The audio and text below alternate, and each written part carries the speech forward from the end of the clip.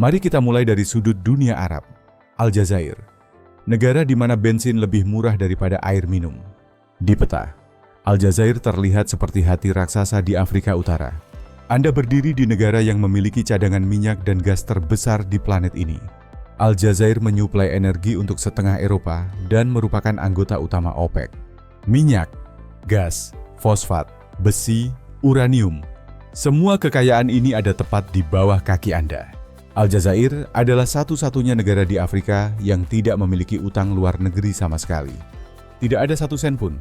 Pada tahun 2008, mereka melunasi seluruh utang luar negeri mereka lebih cepat dari yang dijadwalkan. Negara ini sangat kaya, tetapi inilah yang membuatnya menarik. Rata-rata orang hanya menghasilkan 200 hingga 300 dolar per bulan. Anda dapat melihat villa mewah berdiri tepat di sebelah permukiman kumuh. Sementara orang bernegosiasi untuk harga roti. Meskipun negara mereka mengekspor miliaran dolar dalam energi. Tapi tunggu, ada sesuatu yang lebih mengejutkan tentang kekayaan Aljazair. Mereka adalah eksportir kurma terbesar keempat di dunia, dengan lebih dari 300 varietas. Kurma Deglet Nour, yang terkenal disebut sebagai Ratu Kurma, karena warnanya keemasan dan tembus cahaya, dengan rasa yang luar biasa. Ini bukan hanya pertanian, ini adalah emas cair yang tumbuh di pohon. Namun kebanyakan orang Aljazair kesulitan secara finansial. Tingkat pengangguran secara resmi berada di angka 12%. Tetapi kenyataannya hampir 2 kali lipat dari angka itu. Sekarang, mari kita bahas Aljazair dari perspektif sosial. Negara ini penuh dengan kontradiksi yang akan membuat kepala Anda pusing. Mari kita mulai dengan wanita di Aljazair, karena ini akan menantang apa yang Anda pikir Anda ketahui. Di kota-kota, Anda akan melihat wanita terpelajar yang mengenakan hijab sambil membawa laptop, menjalankan bisnis, dan membuat keputusan secara mandiri. Tetapi, jika Anda pergi ke desa-desa, Anda akan menemukan wanita yang tidak bisa meninggalkan rumah tanpa izin dari suami atau kerabat laki-laki yang lebih tua. Mereka harus menjelaskan kemana mereka akan pergi, mengapa mereka pergi. Dan kadang-kadang mereka perlu ditemani oleh pria. Namun, inilah plot twist yang tak terduga. Jika Anda pergi ke selatan menuju Sahara dan bertemu dengan suku Tuareg, semuanya akan berbalik 180 derajat. Dalam masyarakat Tuareg, wanita adalah ratu gurun. Mereka mengikuti garis keturunan ibu, yang berarti garis keluarga diturunkan melalui pihak ibu. Wanita memiliki hak kepemilikan properti, memilih suami mereka sendiri, dan dapat bercerai kapan saja. Jadi, dalam negara yang sama, ada 3 dunia yang sangat berbeda bagi wanita. Satu dunia di mana mereka dibatasi, satu dunia di mana mereka menjadi profesional independen, dan satu dunia di mana mereka adalah ratu gurun. Ada lagi paradoks sosial di Aljazair yang akan mengejutkan Anda. Anda bisa mendapatkan masalah karena bekerja terlalu keras. Saya tidak melebih-lebihkan. Dalam budaya Aljazair, jika seseorang bekerja lebih keras dari yang lain, itu bukan dianggap sebagai ambisi atau dorongan. Itu dianggap sebagai sikap pamer dan membuat rekan kerja terlihat buruk. Ini berasal dari masa lalu sosialis mereka, dan nilai-nilai tradisional yang menganggap terburu-buru bukanlah kebajikan. Istirahat kopi, makan siang panjang, dan percakapan tenang hampir dianggap sakral.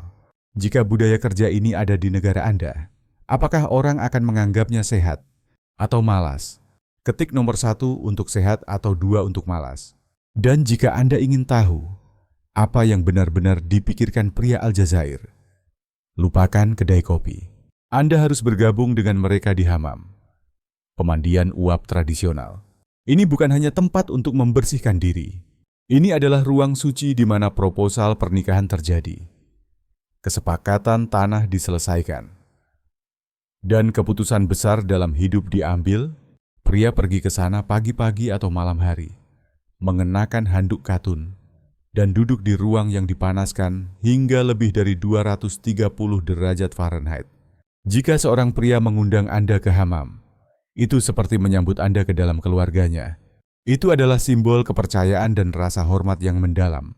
Tentu saja, wanita juga dapat mengakses hammam di waktu yang terpisah atau di area khusus wanita, terutama Calon pengantin mengikuti ritual khusus sebelum pernikahan yang melibatkan perawatan pengelupasan wangi dan berkah tradisional.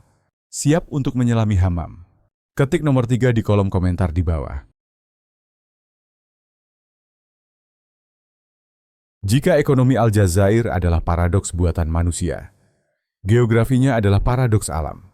Bagaimana Anda bisa bertahan hidup di tempat yang 90% wilayahnya adalah gurun Sahara?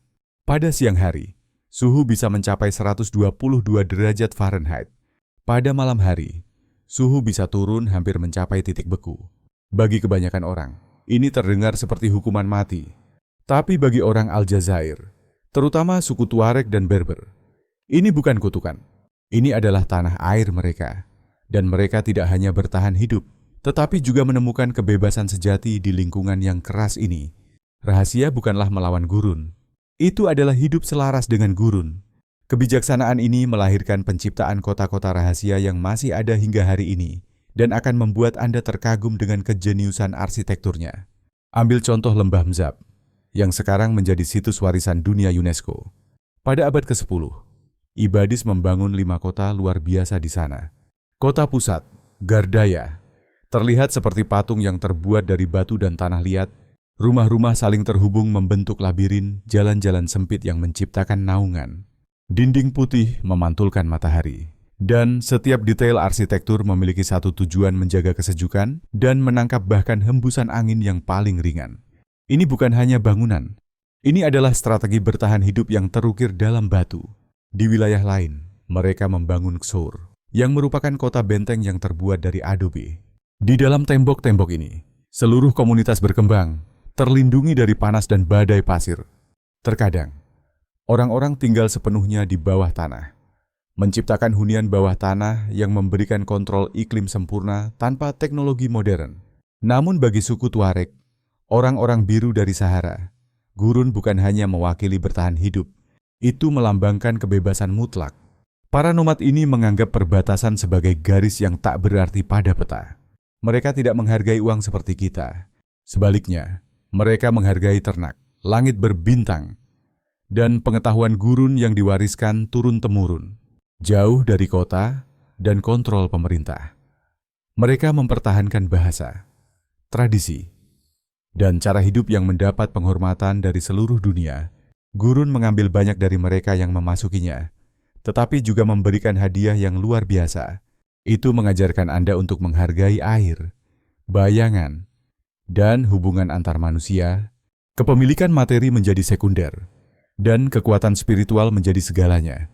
Jika Anda sudah menonton sejauh ini, jangan lupa untuk mendukung kami dengan menyukai dan membagikan video ini dengan teman-teman Anda. Dan sekarang, mari kita lanjutkan ke Tunisia. Sekarang mari kita pindah ke Tunisia. Dan bersiaplah untuk melihat sesuatu yang akan membuat Anda tercengang dengan apa yang akan Anda temukan. Sering digambarkan sebagai negara Muslim yang paling maju, Tunisia menonjol dalam banyak hal. Di sini, wanita memperoleh hak-hak utama lebih cepat daripada di Swiss. Dan memamerkan kemewahan seperti mengendarai Lamborghini sering dianggap tidak pantas, karena kekayaan sejati diyakini tumbuh dari tanah dan pohonnya. Ini adalah negara di mana gurun luas menjadi latar belakang untuk Star Wars, di mana pintu rumah dicat biru langit untuk mengusir kesialan dan mengundang keberuntungan. Tunisia adalah negara sekuler, di mana agama dan hukum jelas terpisah, dan wanita tidak diwajibkan untuk mengenakan hijab. Hidup di sini bergerak dengan ritme yang berbeda. Tidak ada yang terburu-buru, karena prinsip dasarnya sederhana, swaya-swaya, sedikit demi sedikit. Di antara pantai berpasir putih dan reruntuhan kuno Carthage, tinggal sekelompok orang yang benar-benar tahu bagaimana menikmati matahari, kebebasan, dan keindahan hidup yang sederhana. Ketika kebanyakan orang memikirkan hak-hak wanita di dunia Arab, mereka membayangkan pembatasan dan keterbatasan. Tunisia menghancurkan stereotip itu sepenuhnya. Wanita Tunisia mendapatkan hak untuk memilih dan dipilih di parlemen pada tahun 1957. Untuk memberikan perspektif, di Swiss, yang terletak di pusat Eropa yang progresif, wanita baru memperoleh hak pilih penuh pada tahun 1971. Itu 14 tahun setelah Tunisia. Ini bukan kebetulan atau perkembangan baru. Itu adalah keputusan revolusioner yang dibuat oleh bapak pendiri Tunisia, Presiden Habib Bourguiba. Hanya setahun setelah kemerdekaan dari Perancis pada tahun 1956, Bourguiba memberlakukan kode status pribadi. Dokumen ini begitu revolusioner pada masanya sehingga mengubah segalanya hanya dengan satu goresan pena. Itu menghapus poligami sepenuhnya, memperkenalkan perceraian sipil, menetapkan usia minimal untuk menikah, dan memberikan wanita hak yang sama dalam pendidikan dan pekerjaan. Mengenakan hijab tidak pernah diwajibkan. Dan hari ini Anda dapat berjalan melalui kota-kota Tunisia dan melihat wanita dengan atau tanpa kerudung. Dan tidak ada yang mengalihkan pandangan. Wanita Tunisia saat ini adalah salah satu yang paling terpelajar dan teremansipasi di seluruh dunia Arab. Mereka bekerja sebagai dokter, hakim, pilot maskapai, dan menteri pemerintah. Pemikiran progresif ini dan fokus pada pengembangan manusia, sebagian besar mendefinisikan Tunisia modern. Tetapi untuk memahami jiwa negara ini, Anda perlu menemukan harta lain yang tidak tertulis dalam undang-undang, tetapi tumbuh langsung dari bumi. Jika wanita Tunisia terasa seperti model peran yang ideal bagi Anda, ketik nomor 4 di kolom komentar di bawah. Lupakan menara minyak di Teluk Persia dan tambang berlian di Afrika Selatan. Di Tunisia, kekayaan sejati tidak tersembunyi di bawah tanah. Itu tumbuh di udara terbuka. Dan sudah ada di sana selama ribuan tahun. Saya berbicara tentang pohon zaitun. Lebih dari 50 juta pohon zaitun tumbuh di Tunisia. Dan banyak dari pohon-pohon tersebut sudah ada sejak zaman Romawi. Saat ini, Tunisia termasuk 4 besar penghasil minyak zaitun terbesar di dunia, menyuplai sekitar 10% dari pasar global. Namun, ada sesuatu yang tidak diceritakan oleh angka-angka. Di Tunisia, memiliki kebun zaitun besar yang diwariskan dari leluhur lebih membawa kebanggaan daripada memiliki mobil sport baru. Modal yang paling penting di sini bukanlah uang. Itu adalah reputasi dan kerja keras yang jujur. Bagi orang Tunisia, minyak zaitun mewakili seluruh alam semesta. Itu adalah makanan, obat, dan perawatan pribadi yang menjadi satu. Mereka menyebutnya emas cair, dan mereka benar-benar tepat. Panen zaitun menjadi perayaan keluarga sejati di mana kakek nenek, orang tua, dan anak-anak bekerja bersama. Itu adalah persatuan sakral antara manusia dan bumi. Janji kemakmuran sepanjang tahun. Jika Anda pernah berada di Tunisia, sesuatu akan segera menarik perhatian Anda warna biru. Di kota kecil Sidi Bou Said, yang tampak seperti dari kartu pos, semua pintu, jendela, dan jeruji dicat biru cemerlang dengan latar belakang dinding putih. Kota biru Tunisia ini bukan hanya tujuan wisata, tetapi simbol sejati negara ini. Ini bukan sekadar hiasan estetika, tetapi tradisi kuno. Warna biru, warna langit dan laut. Menurut kepercayaan setempat, melindungi rumah dari mata jahat dan mengundang keberuntungan.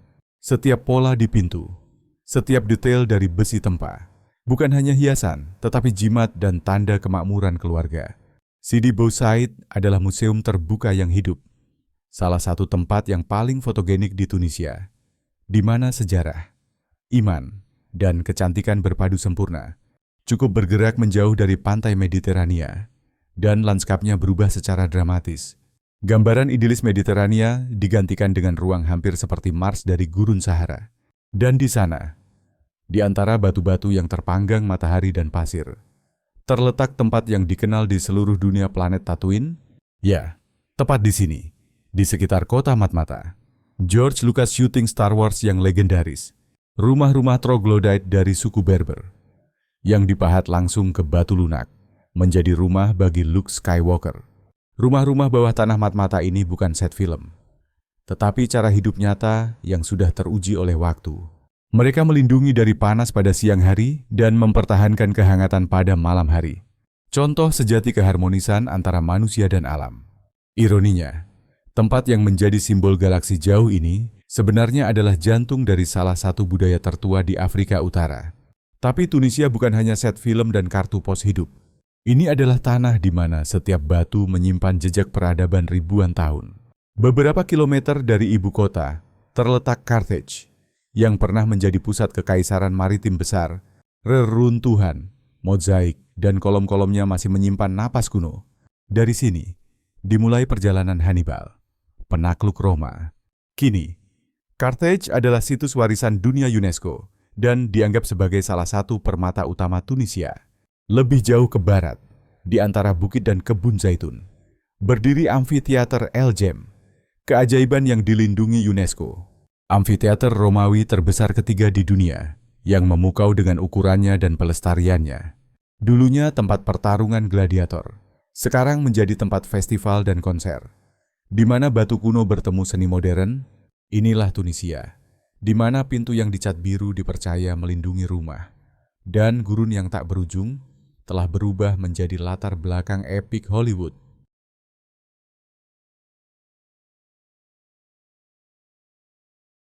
Siapa yang mendiami tanah yang penuh dengan kontras ini? Tersembunyi di dalam pegunungan Hindu Kush, tepat di sepanjang perbatasan Afghanistan, hidup sebuah komunitas yang benar-benar luar biasa, dikenal sebagai Kalash. Saat ini, hanya sekitar 4.000 orang Kalash yang tersisa, dan sistem kepercayaan mereka sangat berbeda dari masyarakat Islam di sekitarnya. Kalash dianggap sebagai salah satu penjaga terakhir dari tradisi spiritual kuno Asia.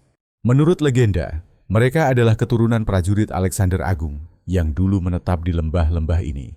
Kulit mereka yang cerah, mata yang terang, dan fitur wajah yang khas semakin menambah misteri asal-usul mereka. Wanita Kalash sangat terkenal dengan gaya hidup dan tradisi mereka yang penuh warna dan memukau orang luar. Mereka mengenakan jubah hitam yang dihiasi dengan bordir halus dan topi besar yang dihiasi dengan cangkang dan manik-manik. Tingkat kebebasan pribadi mereka sangat luar biasa, terutama jika dibandingkan dengan masyarakat konservatif di sekitar mereka, di mana kebebasan semacam itu tampak mustahil. Aspek mengejutkan lainnya dari budaya Kalash adalah praktik poligami wanita, di mana seorang wanita dapat memiliki beberapa suami pada saat yang sama untuk melestarikan tanah keluarga. Selama tahap-tahap penting dalam hidup seperti menstruasi atau kehamilan, wanita Kalash mengasingkan diri ke rumah terpisah yang disebut Bashali, tempat mereka beristirahat dan menjalani pemurnian ritual. Saat ini, orang Kalash dianggap sebagai harta budaya yang sangat berharga, namun semakin terancam oleh globalisasi dan penyebaran Islam. Dari tradisi kuno, kita beralih ke tren modern yang mengejutkan di kalangan elit Pakistan. Di kota-kota seperti Lahore dan Karachi, beberapa orang kaya memelihara singa liar sebagai hewan peliharaan. Para multimiliar dari kalangan muda menghabiskan antara 5.000 hingga 10.000 dolar AS untuk membeli anak singa. Mereka berjalan-jalan bersama singa itu dengan tali kekang, mengangkutnya dalam mobil mewah seperti Lamborghini, dan memposting foto-foto mereka di media sosial. Bagi mereka, singa bukan hanya sekadar hewan, tetapi simbol kekuasaan, otoritas, dan kekayaan. Namun tradisi di Pakistan bukan hanya soal kemewahan dan ekstrim. Ada juga kekuatan nyata dalam adat istiadat. Misalnya, di pasar desa, masih ada kejuaraan menampar yang diadakan. Para pria berdiri berhadapan dan saling menampar dengan telapak tangan terbuka sampai salah satu menyerah atau jatuh. Berikut ini adalah sesuatu yang akan membuat Anda mempertanyakan hukum probabilitas. Ada sebuah keluarga Pakistan di mana ibu, ayah, dan 7 anak mereka semuanya berbagi ulang tahun yang sama. Seluruh keluarga lahir pada tanggal 1 Agustus, ketika pasangan suami istri berbagi ulang tahun yang sama. Itu adalah kebetulan lucu. Ketika anak pertama mereka juga berbagi ulang tahun yang sama, itu mulai terlihat aneh. Tapi ketika seluruh 9 anggota keluarga berbagi ulang tahun yang sama, Anda sedang melihat keajaiban matematika yang tak dapat dijelaskan. Di tempat ini, pengunjung merasakan kehangatan luar biasa yang dikenal di Pakistan sebagai mehman nawazi. Bagi orang lokal, menyambut tamu dianggap sebagai hadiah dan sumber kebanggaan. Biasa untuk diundang minum teh di pinggir jalan, atau disambut di rumah desa untuk makan malam yang murah hati. Dengan tuan rumah menolak pembayaran atas kebaikan atau dukungan mereka, perilaku ini lebih dari sekadar kesopanan dan mencerminkan prinsip budaya yang mendalam. Belas kasih orang-orang Pakistan terwujud dalam berbagai bentuk yang berbeda. Salah satu kenyataan yang mengejutkan adalah bahwa negara ini memiliki jaringan ambulans sukarelawan terbesar di dunia, yaitu Yayasan EDHI, yang didirikan oleh Abdul Sattar EDHI, yang dikenal luas sebagai malaikat kasih Pakistan, melalui sumbangan dari warga biasa. Ribuan ambulans, tempat penampungan, dan rumah sakit tetap beroperasi dan memberikan bantuan kepada jutaan orang tanpa memandang agama atau latar belakang. Dan pernahkah Anda bertanya-tanya dari mana bola sepak yang digunakan di Piala Dunia berasal? Sekitar 70% bola sepak jahitan tangan dunia dibuat di Sialkot, Pakistan. Di kota ini, banyak pekerja terampil dengan hati-hati menjahit setiap panel dengan tangan, membentuk bola yang sempurna untuk permainan global ini. Pakistan berdiri di ujung geografi, tempat di mana alam menunjukkan keindahan penuhnya sekaligus menyajikan ujian berat. Di utara, 3 sistem pegunungan raksasa bertemu Himalaya, Karakoram, dan Hindu Kush. Wilayah ini sering disebut sebagai atap dunia, dengan 5 dari 14 puncak tertinggi di dunia yang menjulang di atas 8.000 meter. Di antaranya adalah K2 yang juga dikenal sebagai Chogori, gunung tertinggi kedua setelah Everest, namun dianggap secara luas sebagai gunung yang paling berbahaya dan tidak memaafkan. Sementara Everest perlahan-lahan menjadi tujuan bagi petualang kaya dan pariwisata terorganisir. K2 tetap menjadi tantangan brutal yang hanya diperuntukkan bagi pendaki terkuat. Risiko kematian sangat tinggi. Sekitar 1 dari setiap 4 pendaki yang mencapai puncaknya tidak pernah kembali. Bagian yang paling ditakuti adalah bottleneck, sebuah taruhan beku di mana formasi es besar bisa jatuh tanpa peringatan. Dekat dengan K2 berdiri saingan gelapnya, Nanga Parbat, yang sering disebut gunung pembunuh. Wajah rupalnya membentuk dinding gunung vertikal tertinggi di dunia, yang menjulang 15.092 kaki atau 4.600 meter, hampir tegak lurus ke atas. Berdiri di bawahnya mengingatkan seseorang betapa kecilnya mereka dibandingkan alam. Mencapai tempat ini jauh dari mudah. Jalan Karakoram, yang kadang-kadang disebut sebagai keajaiban dunia ke-8, adalah jalan internasional tertinggi yang pernah dibangun. Melewati Kunjara Pass pada ketinggian hampir 15.528 kaki atau 4.733 meter di atas permukaan laut. Jalan ini memakan waktu 2 dekade untuk diselesaikan dan membawa sejarah kehilangan yang berat. Lebih dari 1.000 pekerja dari Pakistan dan Cina kehilangan nyawa selama pembangunannya. Melalui jalur ini, jelas terlihat bahwa peradaban manusia mengikuti orang-orang bahkan ke lanskap yang paling keras sekalipun. Menariknya, area ini juga merupakan rumah bagi mesin ATM otomatis tertinggi di bumi, yang terletak pada ketinggian 15.167 kaki atau 4.623 meter di atas permukaan laut. Ini menjadi satu lagi rekor bagi mereka yang tertarik pada ekstrem. Jauh di selatan, di sepanjang Laut Arab, terletak Pelabuhan Gwadar, salah satu pelabuhan air dalam terbesar di dunia dan titik penting di jalur sutra modern, di antara laut dan pegunungan yang menjulang tinggi. Terletak gurun Thar yang misterius, itu lebih dari sekadar pasir yang tak berujung. Ini adalah wilayah yang ditandai dengan ketegangan. Zona terlarang, situs militer, dan mitos yang telah lama ada. Masuk ke area ini membutuhkan melewati ujian sulit dan birokrasi yang rumit. Nomad setempat masih berbagi cerita tentang roh dan kota-kota yang hilang, tersembunyi di dalam bukit pasir. Himalaya, Karakoram, Hindu Kush, K2 Nanga Parbat, Jalan Karakoram, Pelabuhan Gwadar, Gurun Thar. Bersama-sama, mereka membentuk gambaran sejati dari Pakistan, sebuah tanah yang ditandai oleh ekstrem, bahaya, dan misteri yang terus bertahan. Jadi, di sini Anda memilikinya. 3 negara yang sepenuhnya menghancurkan setiap stereotip dan prasangka yang mungkin Anda miliki. Aljazair, di mana kekayaan alam yang luar biasa berkolaborasi dengan perjuangan ekonomi. Di mana wanita bisa dibatasi di desa-desa, tetapi berkuasa sebagai ratu di gurun. Dan di mana kota-kota kuno yang dipahat dari batu masih memberikan kontrol iklim yang sempurna tanpa teknologi modern. Tunisia, di mana wanita memperoleh hak lebih awal dari negara-negara Eropa. Di mana pohon zaitun mewakili kekayaan yang lebih besar daripada mobil sport. di mana pintu-pintu biru melindungi dari kejahatan, dan di mana rumah Luke Skywalker sebenarnya adalah rumah kuno Berber yang telah digunakan selama ribuan tahun, dan Pakistan, di mana suku kuno melestarikan warisan Alexander Agung, di mana orang kaya memelihara singa sebagai hewan peliharaan, di mana layanan ambulans sukarelawan terbesar di dunia beroperasi, di mana bola sepak untuk Piala Dunia dijahit tangan, dan di mana Anda dapat menemukan mesin ATM tertinggi di dunia di antara puncak-puncak paling berbahaya di bumi. Apa yang paling mengejutkan Anda tentang ketiga negara ini? Pernahkah Anda mengalami kontradiksi serupa di tempat-tempat yang Anda kunjungi?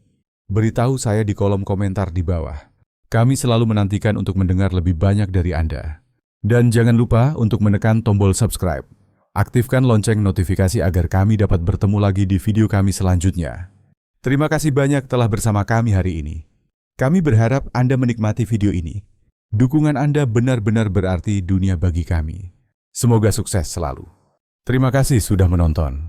Kalau video ini lucu atau bermanfaat, jangan lupa like, subscribe, dan nyalakan loncengnya agar tidak ketinggalan video baru. Sampai jumpa di video berikutnya.